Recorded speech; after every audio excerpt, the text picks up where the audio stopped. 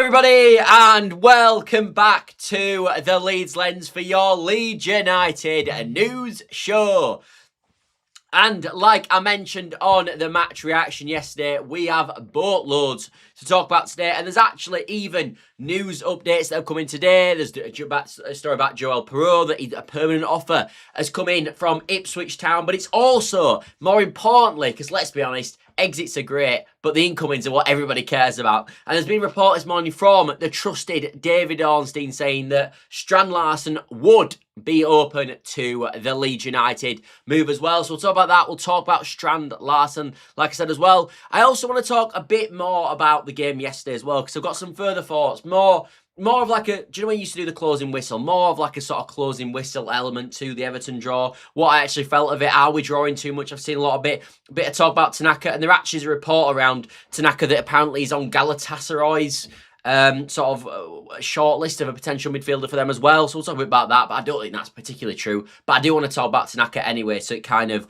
jumps in. There's always this story going around about Ben Chilwell, but it's absolute nonsense. So I might cover it. I probably won't. But let's start with the positive news, shall we? And let's start with Strand Larsson, because as I said, this came out this morning about 9 p.m, where David Ornstein didn't actually come out in the original tweet, but actually had to read through. And obviously I do have an Athletic subscription. And he basically said that Leeds United are the only club to make a formal bid for Jørgen Strand Larsen, and that Strand Larsson would be happy to move to Leeds United as well, which is fantastic news. Now, I must admit, this is something that I thought was the case with Strand Larsson, because I don't think Leeds United would have pursued a permanent move, and I don't think Leeds United, in my personal opinion, would have actually made a bid in the first place if they felt that Strand Larsson obviously wouldn't have come. But it's nice to clarify that, because sometimes clubs do make moves before, and obviously we're bidding for Piroe in the summer, and it was quite clear that he sort of wanted to go to Marseille. Maybe he would have come to Leeds United, but he was massively clear on Marseille. I've just remembered as well, if you could help the channel, by the way, by dropping a like, subscribe, all that good stuff does massively help the channel. As I said, the support recently has just been off the scale throughout the whole transfer window. So if you could help that, we are closing in now on 1,700 subscribers as well. So if you could help me in that goal, that would be absolutely fantastic. I might even set a target to try hit maybe 2,000 subs by the end of February, but I haven't really thought about that in truth. It's just coming to me now. But yeah, if you could do that, and it does, because I'm a small channel, like I always say, massively helps the channel. Anyway, John Pepper says, if there's a way to go, if that's the way to go, so be it. I'd sooner sell Piroe than Tanaka. We'll talk about that. Gerdav says, Tanaka's got to stay. Gerdav also says, the board would never allow a sale to Galatasaray. The fans would go mental. Tend to agree, mate. I do tend to agree. For the record, I know that's in the title. I don't in the sort of video sort of thumbnail. The deal close bit is more about obviously Strand Larsson than it is naturally about Ao Tanaka. But I think with the thing with Strand Larsson, just to stick with this story, and then obviously we'll move on to the Piroe and the Tanaka and other parts of the sort of news that's going on at the moment. To finish this, as I said, to finish this Strand Larsson segment, I was thinking about this the other day. I think this Palace bid for, or this Forest bid for Palace, obviously striker Mateta, is massively bad for Leeds United. I think this is really bad. I think this is obviously bad because I think I didn't expect Forest to have more money. I think this obviously helps Forest naturally in their race to stay in the division as well, which is bad. And I also think, obviously, we know that Crystal Palace, and we've talked about it loads of times, that Crystal Palace look at Strand Larsson as a bit of a replacement for Mateta, and this now amplifies the idea, because I actually do think that deal will go through. I could be wrong, but I do feel that Mateta will end up being a Forest player come at the end of the transfer window. The only thing I will say about all this, though, is that even though I think that deal comes through, I don't think, like I maybe thought a month ago, that Strand Larsson would definitely go to Crystal Palace. Look, Crystal Palace are in Europe. They've got a lot to fight for. They could quite easily win the Europa League 100%. I know they're having a bad time at this moment, but they could win the Europa League and find themselves win the Conference League and find themselves in the Europa League next season as well. And that potentially would entice Strand Larsson. Obviously, they play in London as well. But we've got the advantage of being a club. And I think the trajectory of Leeds United, hopefully, over the next 5 years, is something that's better than Crystal Palace. And I think that's something that we can sort of jump onto. And I do think, actually, in the last month, I think at the start of the month, what I'm trying to say is at the start of the transfer window, I felt that it was obvious he'd probably go to Crystal Palace over Leeds United as a player personally. Not that I would do that because I'm a Leeds United fan. I go to Leeds, but I could see why Strand Larsson would much prefer the Crystal Palace move, and I always felt that if Crystal Palace came in for Strand Larsen, he would definitely go there. Similar to what Piroe did, obviously, with the Marseille situation. I don't think it's that neat. I don't think it's that neat and tidy for Crystal Palace anymore, though. I really don't. I think there's much more of a competition now between Leeds United, based on what we've been doing in recent weeks and the fact we've only lost one in our last 11 games.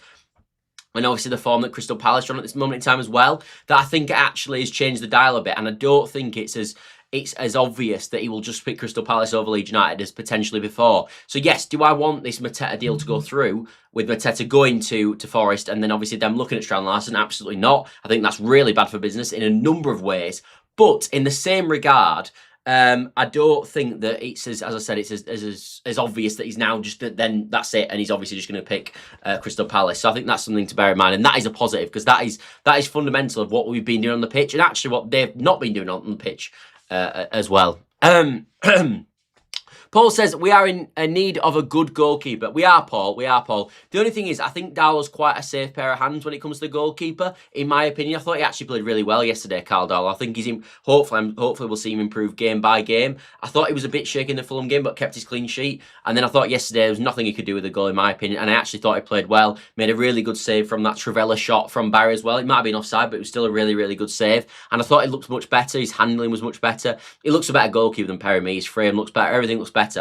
I don't think he's the solution, though, and I think you're right to bring that up. I think in the summer, Leeds United are going to have to go into the market and obviously buy another goalkeeper. I think it's kind of that simple, really. I know people say you can't write Piroe off, you can't write Piroe off. Truthfully, I'm writing Piroe off. I just don't think he's going to be good enough for us. I watch him, and I just don't see, he's not good enough at this moment, and I don't see the improvement there with him. Maybe with other players, I can see the improvement. Personally, I just don't see it with him. So I think Leeds United have misfired with that, and that can happen, and we've got to then probably go in the market and get another one, in my opinion. Gibson White says, I don't think the JSL thing is going to happen. Yeah, I've got to be honest, mate. I am sort of tossing and turning on it. Some hours of the day I'm thinking it will happen. Some hours of the day I'm thinking it won't. I think we're nip and tuck. It does feel a bit Piroe, doesn't it, in the summer, sort of. It really does. It kind of feels like it's sort of, like if it was going to happen, it might have already happened. But I've always said with this deal, and you guys know because you'll watch me every single day, or some of you watch me every single day, you'll know that when this first happened, I said if this was going to happen, it was going to go right to the end of the transfer window, and I still believe it. I still think, obviously, I think the transfer window shuts next Tuesday, and I think we're talking over the weekend, Monday or Tuesday, if this is going to happen, that's when it'll happen. That's my feeling, because Wolves are going to assess all their options. They're going to see what the club's coming. Maybe Mateta gets sold by Palace, of course, and then they come in with a better bid than Leeds United. And I think, if you're Wolves, why don't you wait for a deal like that to go through and see if you can get a better price point? Their whole aim is get the best amount of money for Strand Larsson. I think there are open to sale. I don't believe Roberto's. I think they will do it. And I think that's why Leeds United are bidding. But if you're Wolves, realistically, you're going to assess the options, because you might get 5 million. You might get an extra 5 million on deadline day than you would now.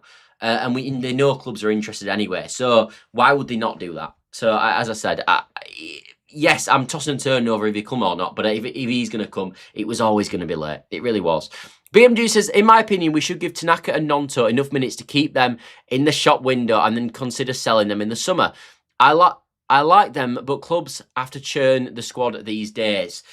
Shall we talk about Tanaka now? Let's talk about Tanaka, because I must admit, I've listened to a lot of content creators today. I've listened as well to a lot of people on Twitter and about people's opinions. And I actually did a lot of doom scrolling last night over Twitter, trying to find out what people thought of Tanaka. Because you know what my opinion was always been with Tanaka. Tanaka's my favourite player, as I all know. But I do think with Tanaka and Nonto, particularly them two players, there is a bit of a sort of, there's a bit of a loving for them two players in the fan base, like I can't remember in a long time. Like, we are turning it at times into some, not all fans, but we've got a portion of the fan base that for me are player FC. Like yesterday, a lot of what I've heard, which I think is total crap, by the way, is that, oh, Tanaka hadn't had enough minutes and that's why he played bad. Even if that's true, and I can get on board with the fact that is true, we're not a charity. We're not a charity. He's got to take his chance when he gets it. And Tanaka's my favourite player. But yesterday, it's no excuse to come on and be that bad, in my opinion. And if you're that bad, then next week, when say we're level on the 60th minute against Arsenal, then Longstaff should come on, because he didn't take his chance. And we're not a charity. We aren't a charity. And I get it. Oh, if Tanaka played more minutes, what's Farke meant to do then? Just keep playing him until he starts playing well? Of course not. And sometimes, and I remember Roy Keane saying this earlier in the season regarding Kobe Mainoo, and And Kobe Mainoo was obviously not in the team, and a lot of Man United fans were saying, oh, he should be in the team. And Roy Keane, I thought, made a really good point at the time. He said, did he play against Grimsby? And it found out they did play against Grimsby. And he was awful against in that Grimsby game when obviously Man United got knocked out of the League Cup. And he basically said, sometimes when you get your chance, you've got to take it. Tanaka is not playing well at this moment in time, but we're not a charity. And when he gets his opportunity, like he did yesterday, he has to take it. Because against Fulham, we had every single woman and dog and nan and granddad all saying that you got to bring Tanaka on the 50th, 60th minute. And I don't think did he bring him on? I can't remember if he did bring him on or he didn't. But he did. But anyway, he didn't bring him on for a long period of time. And everyone were going, oh, should have brought him on, should have brought him on. I think we kind of saw yesterday why he didn't bring him on. And we also, as I said, on Tanaka's level, and as I said, Tanaka, as I said, he's my favourite player. But we aren't a charity. We are trying to stay in this division. And we don't have time for players who are not playing well enough. If they're not playing well enough, they're not in the team. And that's how it should be. And look, for me, Gruev is nowhere near, in terms of technical ability, as good as Tanaka. But he's playing better than Tanaka at this moment in time. So he should be playing. We're not a charity. We aren't a charity. We are trying to stay in this division. Every point matters. And bringing on players to play them into form cannot be the situation with it. That can't be the situation. And it's the same we were saying about Aronson earlier in the season. And he carried on playing him, and we criticised him on this channel. So we've got to do the same with we've got to do the same with Tanaka as we had with Aronson. The whole fan base was more than happy to say Aronson shouldn't be in the squad. He shouldn't be in the squad. He's been crap. And we were criticising Farke week on week on week on this channel. And now he's doing the same treatment with Tanaka, but the other way around, where he isn't playing him. And people are going, oh, but why is he not playing him? You can't have it. We're not a charity. We are not a charity. We are trying to stay in the league, and I don't care if it means that Tanaka doesn't have to play for the rest of the season, if it means we stay in the division. Not asked. And he is my favourite player. But it's about Leeds United, it ain't about individuals. And that's kind of my rant about the Tanaka situation. It really is. It's driving me, truthfully, it's driving me mad. It's just like, he can't do anything wrong, and it drives me mad. You've got to take your chance when you get it. This is the best league in the world. We don't have time for it. Anyway, rant over. If Palace or anyone else wants to play over the odds, then we should walk away. Hopefully there are other options. Presumably that's in terms of JCL. Yeah, to an extent. Although I would really try to get that deal done, mate. I really would. I doubt JCL would save Palace. They seem to be in turmoil. I think we just need a backup striker and a left wing back this window, and the squad is good enough to survive if we stay fit. I feel like Perry's crap. Yeah, I agree, Paul, truthfully. Again, Perry should be in the team, but we don't have the loving for Perry that people do for Tanaka. Could we do Trafford on loan? I don't think so, mate. I think he's obviously the backup choice for City, and I don't think they'd let him go, truthfully.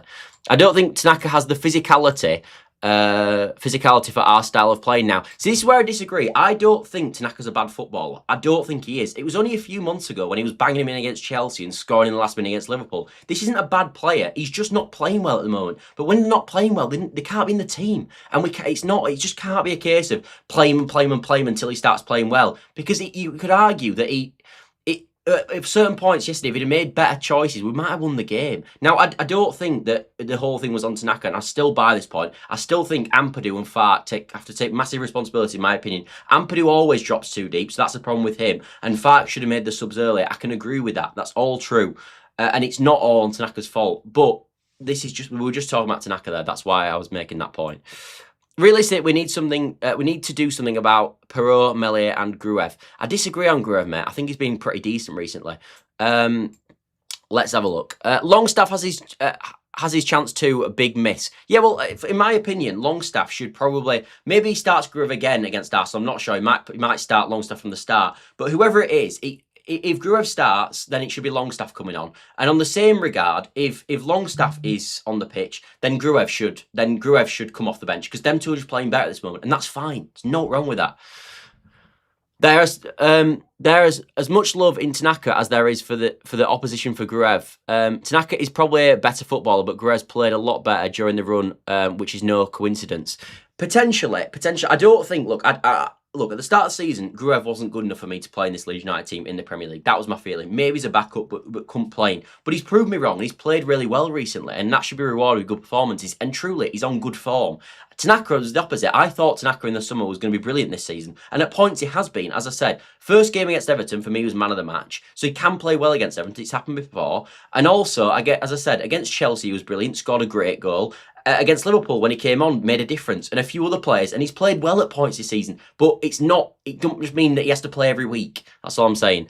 Scott, you've been pretty terrible to Farke. I've been proved right with Farke, haven't I? To be fair, I've never said this on the channel, but in my opinion, I came out and obviously defended Farke when literally the world was against him, and there was a few in the chat that was for him as well, but not many. I must admit, I was really like literally. I think pretty much every content creator was probably against him. Majority of the fan base was online. I think we did a poll on this. I saw polls online where it was 80-90% Farke after the Man City game. And I just about stayed with him through that period. And I feel like, to be fair, I just give my opinion, and obviously I've got a lot wrong this season. But I was probably right, wasn't I? I mean, we've since that point, we've lost 1 in 11. And if the new manager had come in and done what Farke's done in these last 7 games, I think people would be pretty impressed with him, if I'm being honest.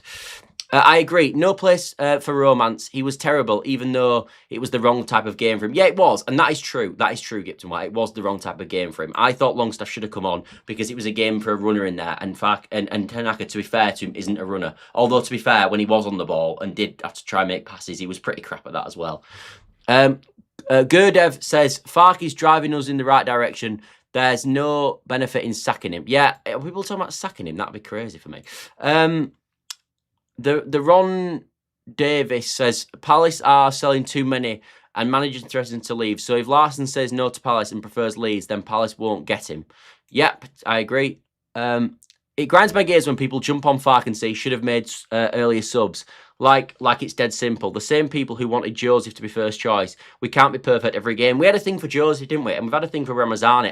And these players are not like Joseph. Probably, I don't think Joseph was ever good enough, in my personal opinion. I actually thought Ramazani was better than Joseph and much better, and actually could have offered more than he was doing last season. But to be fair, again, last season Solomon had a brilliant year. Like, why were we dropping him? Dan James had a fantastic year, so that's how it is.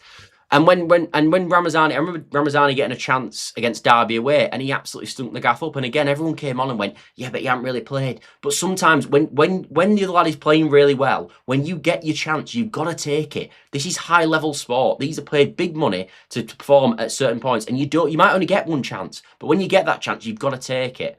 And I think we've got, I don't know, I think there's a bit of a problem there, but you know. Phil says, all right, mate, hope Tanaka stays, but if he goes, whatever. Yeah, look, for the record, I don't want Tanaka to leave. I think he's a good player. I just don't think he's playing well. It's not to do with his skill set. Like, I think some people go, he's not good enough for the Premier League, and he hasn't proved at any point this season he can play at this level. I actually disagree. I actually genuinely disagree. This is not coming from a place. Tanaka is my favourite player. It's not coming from that place at all. I think he's a really good footballer, and I think at his best, he should be now starting midfield. That's my opinion. I think our best midfield is Ampadu. When they're all playing at the best, is Ampadu, Stack, and Tanaka. I think that's our best midfield. But Tanaka is not playing well at the moment, so he shouldn't be in the team. And when he next gets his chance, it probably won't be against Arsenal now, because he should go with the other sub, because he's not played well enough. But say he gets a chance and he comes on against Forest the week after, he's got, I think it's Forest the week after, yeah, it is. When he gets his chance against Forest, if he does, whenever it next is, he's got to come on and impress, because that might be the last chance he gets, and that's what high level sport's all about. You're either good enough and you get in the team when you get your chances, or that's it. Like, look at Nonto when he first came to the football club. Look at when he first came in. Marsh threw him in, and he was brilliant, and he kept his position because he played well. And that is the sort of mentality you need from that Nonto when he first came on the scene. He came in and played really, really well, and he kept his place. And he was just a young kid, but he came in and performed. And that's how it is, because as we've talked about, it's not a charity. Piroe will come next year, says Aaron. I just don't see it, mate. I hope you're right, but I don't see it, because it would be ideal, because it means we wouldn't have to buy another goalkeeper. I honestly think Palace are in the deepest trouble. They've not won since before we beat them. If they don't turn it around, they are banging trouble. Yeah, well, look, Palace have got a huge game this weekend against Forest, and if they were to lose that, which I actually think they probably will, with it being at Nottingham Forest as well, then yeah, I think they're in a bit of problems. The only issue with Palace is they're still a few points ahead of us as well. And obviously, I think they're about 8 points naturally ahead of West Ham as well. Look, we'll talk about West Ham and Forest, because I want to have a bit of discussion about that as well. He's a class player, though. Yeah, I agree. Swap Perry for Sunderland's goalkeeper. Mate, Paul, I'd love that, but I mean, I doubt that had happened. Just join us, smash the like for you, mate. Thank you very much. And yeah, there is 60 in there, so if you could help the channel by dropping a like, subscribe, all that good stuff. We do. I know I've sort of banged on about Tanaka tonight, but we do encourage, obviously, different conversations. You guys, a lot of you guys who watch, obviously the same usual crew that watch every sort of night, and you know that we get involved in different opinions, but I just heard it so much about them too that it sort of, I just felt like I needed to give you a bit of my thoughts on it. Depending on formation, we have a lot of options in midfield. Aronson, Buonanotte, plus Ampadu, Stack, Gruev, Tanaka, and Longstaff. We do, mate. We do have a lot of options, and actually, a lot of them options are playing really well at this moment in time as well. Like Aronson's come out from this form, and he should be in the team at the moment. He's playing fantastically well, and he was brilliant in that first half, especially. Wolf says, I've stopped watching Leeds transfer content. We will not sign anyone. Being wide awake and then working in silence and just catch phases. No one's coming in. We're not actually talking about transfer at the moment, mate, but the video was titled about transfer, so I guess your point kind of makes sense. I don't know. I think it was fair to doubt Farke up to half-time in the City game, but since then he's surely proven himself. That's why I'm feeling. Look, when we did a lot of shows around that point, around Daniel Farke, and anyone that watched me at that point, it was a bit of a smaller community at that point, but everyone that watched me knew where I stood on it. But I was happily criticised Farke, and at that point I understood why people wanted him out. We weren't playing well enough. He was far too stubborn. He wouldn't change formation, and some of the performances were absolutely diabolical. Like I know we only lost 3-1 at Forest and only 3-0 against Brighton. We were absolutely horrendous in them games away from home. It looked like we'd never get a point away from home again. And it's only since he's obviously moved this 5-back that we have obviously become really, really competitive in this league. I think for the whole season, to be fair, we'd been quite competitive at home, but it was getting sort of really squeaky at that point for him. But as I said, the proof's been in the pudding, because he's come round and he's doing a really good, decent job. Like as we all said at the start of the season, if he keeps us up, well, I think majority of us anyway said, if he keeps us up this year, that will be a fantastic job, because he doesn't. For me, he still had at the start of the season going into it, I felt he had one of the worst 3 weakest teams in the division. That was my feeling. So I thought if he keeps us up when we've got one of the weakest teams, that's a fantastic job. And we're currently 6 points outside the relegation zone, and we've lost 1 in our last 11. So I think he's doing a pretty good job, if I'm being honest. I do think he's doing a job. And we've played in that time. I know we lost this game, but we played in that time Newcastle. We've played Liverpool twice. We've played Chelsea. We've played loads of good teams, and we've lost 1. We've played Sunderland away, Brentford away. Everyone's losing there. I know they did win there, but they are losing a lot of times there. Yeah, mate, you're right. Most fans was totally against DF. It's a class Prem manager. Look, the thing is with this as well is that, look, with Daniel Farke, I didn't think we would talk about Daniel Farke actually, but my opinion with Daniel Farke is that he isn't now the world's greatest coach overnight either.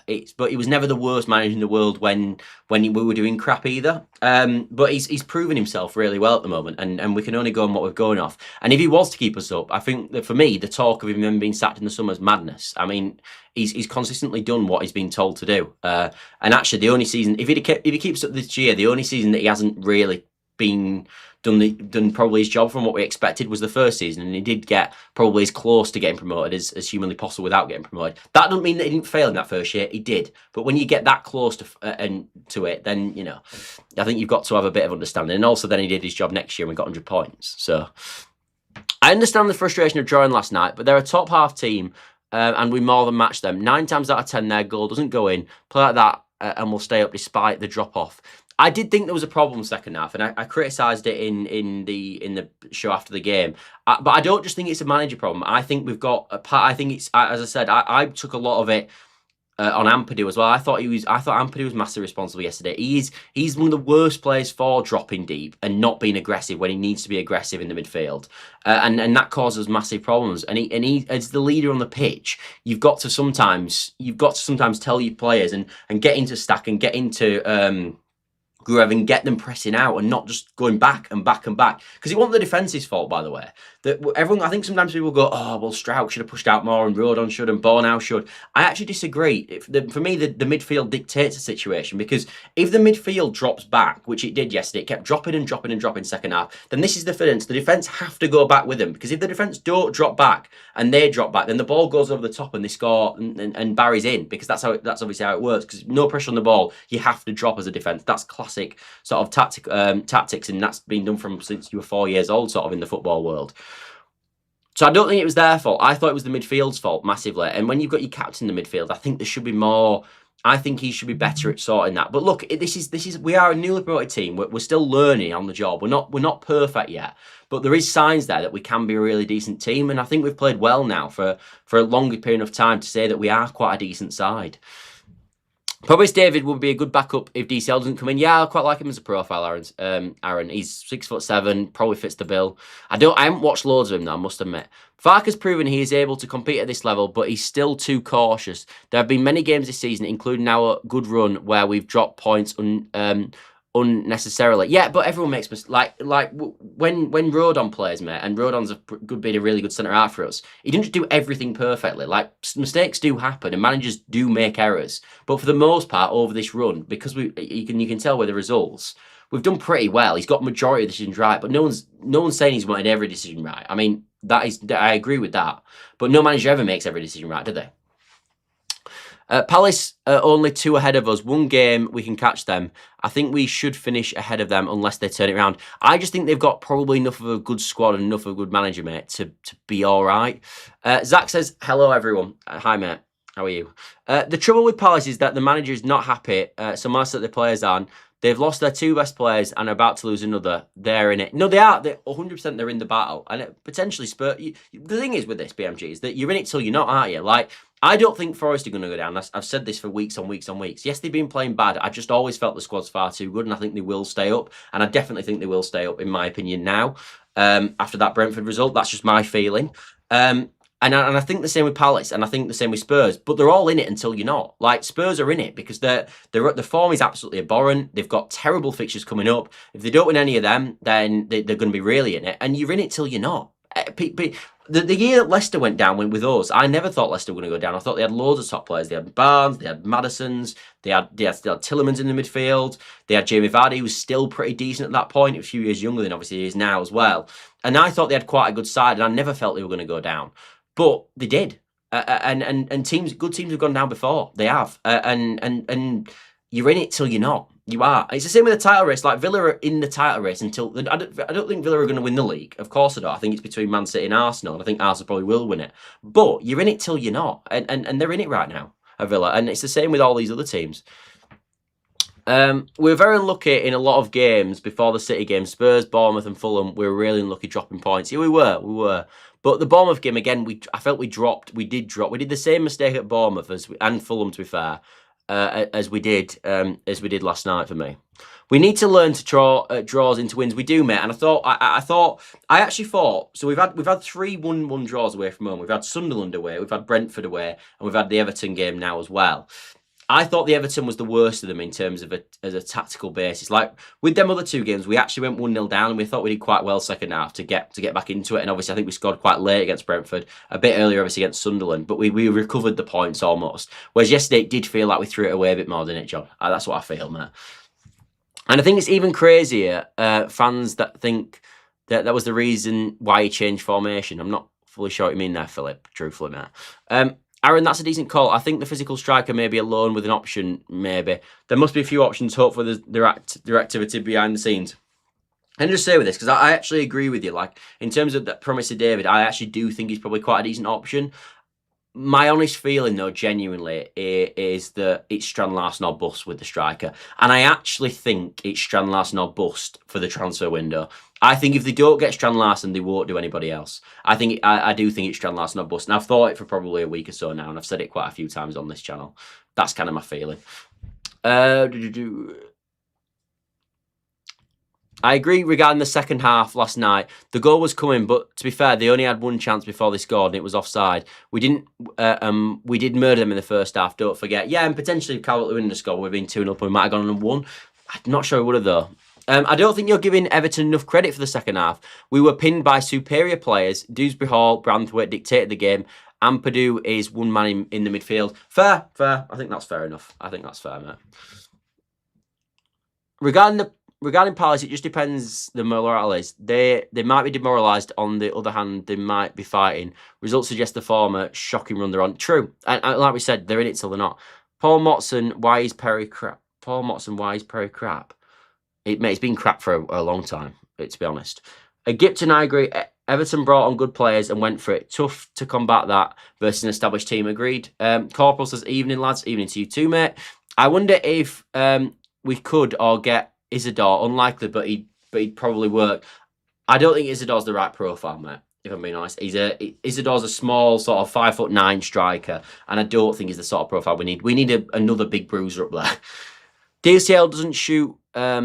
He wants it on the plate all the time, says Aaron. Well, he should have scored last night, actually. I mean, no one said this enough, actually, but that is an absolute sitter, that last night, by the way. Like, that is... I don't know why he goes with the outside of his foot. It's got to be an instep shot for sure.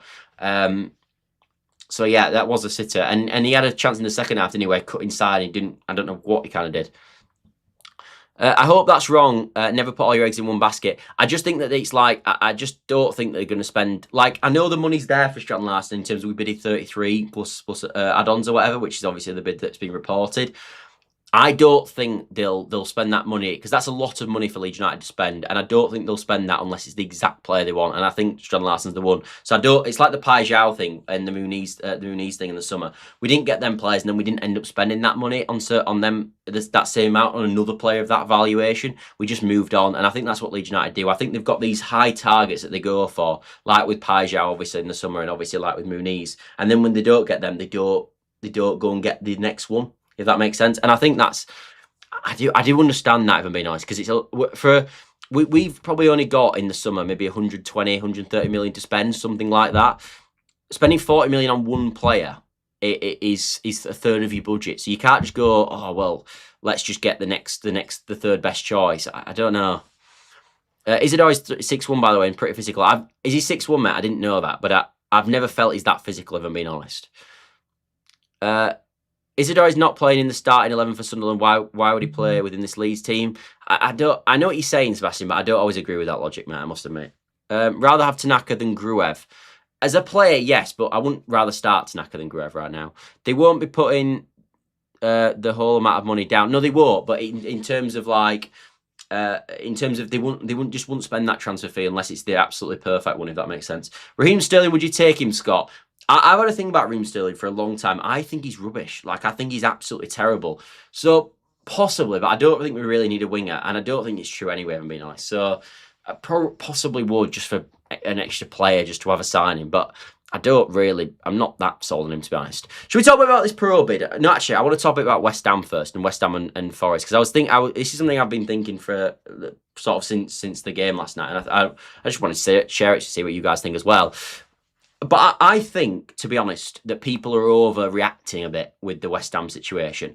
And the reason I say this is they were never as bad as they made out in them 4 games when they probably should have picked up more points, and they've never and when they weren't winning, and they were never gonna be that bad for the rest of the season. This was always going to happen, in my opinion. And I don't think they're now the greatest team in the world ever. So I didn't think they were the world's worst ever team when they were losing 3-0 to Wolves. I just thought they had a bad game on the day. But now just because they beat Sunderland, I don't think they're the greatest team ever. And I think sometimes we jump into these extremities where it's like, oh wow, the West Ham are going to finish on. They're never going to win another game for the rest of the season. And then all of a sudden it's like, oh wow, they're definitely staying up. The truth is it's neither. The truth is it's neither. And usually the in-between the sort of not bounce of extreme either side is usually the truth. And I still think there's a very, very high chance that West Ham get relegated this season. But I still think there's a good chance that they don't as well. That's kind of where I'm at with it. I don't really... I just think we're over exaggerating them too much. And the thing with West Ham as well, it's like West Ham in the next 3 games, they've got Chelsea away at the weekend, they've got Burnley away, and then they've got Man United at home. Now, Burnley away is obviously a game when you maybe expect them to win, but I think it'll be tricky. Obviously, I think Burnley have drawn all 4 last games, which we'd take.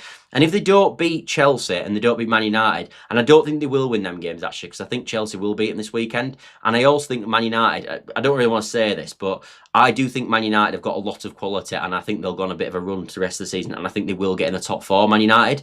And obviously in that particular game, we're going to want Man United to win. It's one of the only games of the season we will want Man United to win, but we will want them to win that game, or I will at least anyway. And I do think Man United will win that game. So then if they don't beat Burnley in that particular game, there is every chance that we beat Forest in our next 3 games, and we actually get more points in our next 3 than they do. And if we do that, the 2 games after that, I think we've got Chelsea away and Villa away, or no, Chelsea away and Man City, or maybe that. But after that, we actually get out of this horrendous run that we've been on. And we actually then get into them last 10 games when we think we're all right. And in that same time, in the next 2 games after, I think they've got Bournemouth at home and then they've got Liverpool away. So another pretty tricky one. And they won't be able to make up them 6 points by the time we get into them last 10 games. I don't know if I'm making sense here, but I hope some of you guys can follow. But basically, we can get through these next... I've always said if we can get through these next 5 games... and we've still got a decent gap from the bottom 3 because of our last 10 games and the fantastic fixtures that we've got. We shouldn't get relegated. And if you compare West Ham's last 10 to our last 10, ours are night and day better than theirs. So we should stay up at that point. So it's always been for me about getting to that Sunderland home game, which is something, as I said, something like March the 3rd. And as I said, if they don't win in their next 3, we are getting close to that point and that actually being the situation with them, and them still being well out of it and having to win games that they probably shouldn't do to stay in the league, which they could do, but I don't think they probably will. So I'm just saying, let's see what the situation is with West Ham over these next 3, because I do think there's every chance that they don't win any of the next 3. I honestly believe that. So let's just see. Let's just see. But they're not, as I said, the thing I want to say with them is that they were never as bad as people were making out. And I didn't think they were going to get another 14 points in the next 19 like they got in the first 19 games. And I didn't think they finished on 28 points. I think they will be getting 30s at least. But now I don't think they're the world's greatest team either. Like, as I said, I've said this a few times, but even a few months ago, they won 2 games on the trot and didn't win for the next 10. So let's just see. Let's just see. Hey. But that's kind of where I'm feeling. However, with Forest, I kind of feel the opposite, if I'm being honest. I do think Forest will probably start to climb up the table. I don't think they're playing immaculate at this moment. And I think they're grinding out games, which is exactly what you'd expect from Sean Dyche. But I think they've got enough quality, and especially the time of Teta as well, I think they'll definitely have enough quality, and I do think they will stay up. And if you look at their next 3 as well, they've got Palace away, obviously us at home, and then Wolves at home. Well, you'd probably expect... I think they'll beat Palace, and I think they'll beat Wolves, and obviously then our game's a different story. But if they win them too, then they're probably going to leapfrog us out there, because we're probably not going to get... In that time, we've got, as I said, Chelsea away and Arsenal at home. We're probably not going to get 6 points in them 2 games, are we? If we're being honest. So that's kind of where I'm at. However, with West Ham, if they do win this weekend and they do beat Chelsea, I will start to join you all, and I will be a bit crappy myself, if I'm being honest. But let's just see. Let's just see, because they're not the greatest team in the world, nor were the crappiest team in the world either at that moment. What's the last thing I wanted to talk about? Let's talk a bit about Piroe, and then we'll wrap up the show.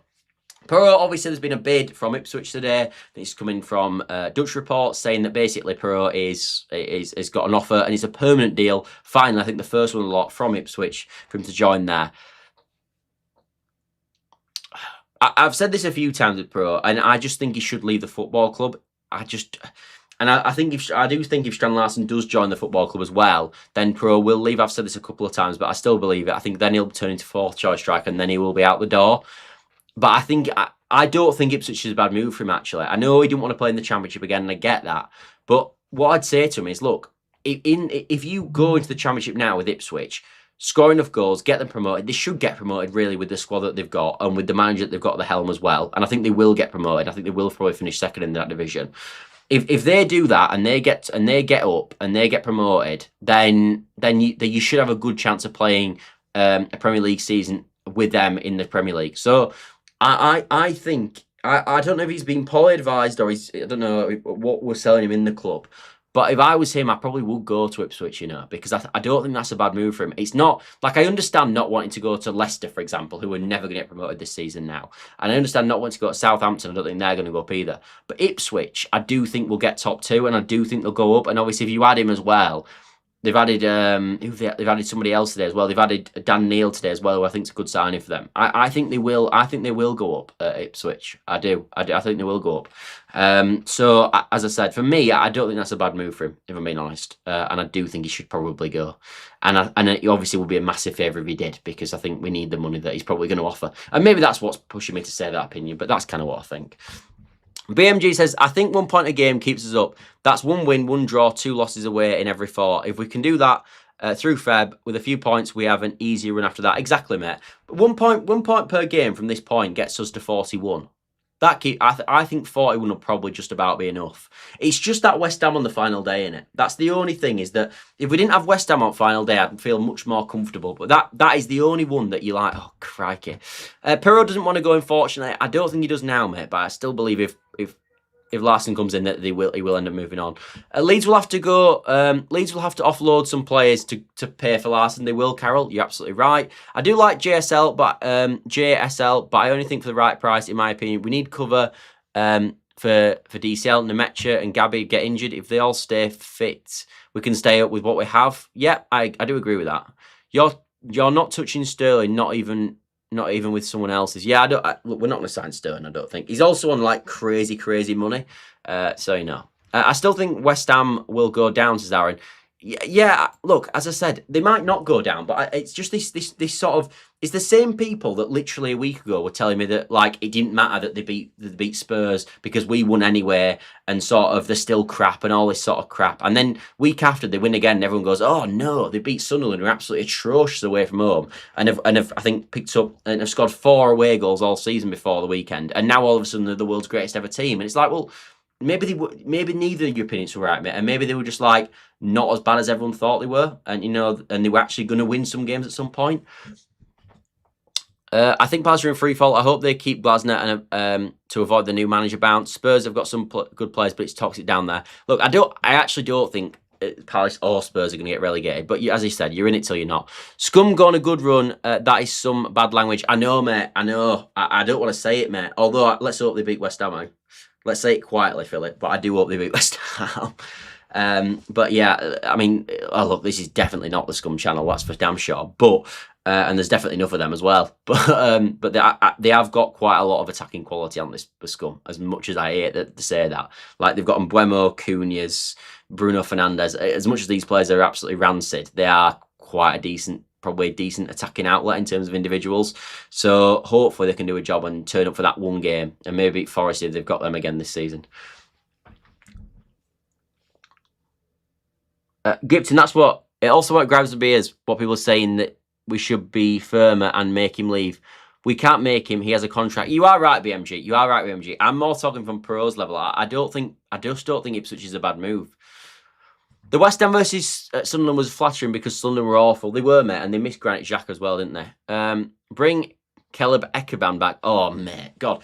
Was it him? I think it was. In fact, I know it was. Do you remember when we were playing Fulham away in a massive game under Gary Monk? And we ended up drawing the game, I believe, 1-1, I think, if I'm thinking of the right game. And they scored right at the end. And I believe he had a chance that he went 1-on-1 to put us 2-0 up. And that were a massive game, if you remember, because I think Fulham ended up getting the playoffs and we didn't. And he missed a right sitter, but he was so crap, wasn't he? Crikey. And he actually, at points, he were getting, I think, there were a lot of in the fan base at the time saying, oh, he's going to be a top player. Well, you were wrong, lads. Anyway, thanks all for watching. As always, we will be back tomorrow. It is the Champions League night, so I think we will probably stick with the 8 PMs because I've just been liking this time, if I'm being honest. But let's see. But we will obviously talk about Leeds United tomorrow. There will be more Leeds United news. Let's be honest, there'll be loads of rumours going around tomorrow as well. But other than that, I will see you all later. I'll just end on this final comment. We'll see what happens, Scott. But even with my natural pessimism, I'd rather be Leeds than Palace right now. Interesting, mate. Interesting. Actually, last point, and I forgot to make this, and this is my no. We'll save it tomorrow. But I've got a big point that I want to say about Leeds United and why I'm still a bit worried. But we'll save that for tomorrow's show. Let's beat Arsenal, Sebastian. 100%, mate. We'll beat Arsenal, and here we go. Anyway, thanks all for watching, everybody. We have gone for 43 minutes now, so as I said, if you've just joined, you're more than welcome to scroll back, and there's another 43 minutes and 8 seconds of Leeds United chat.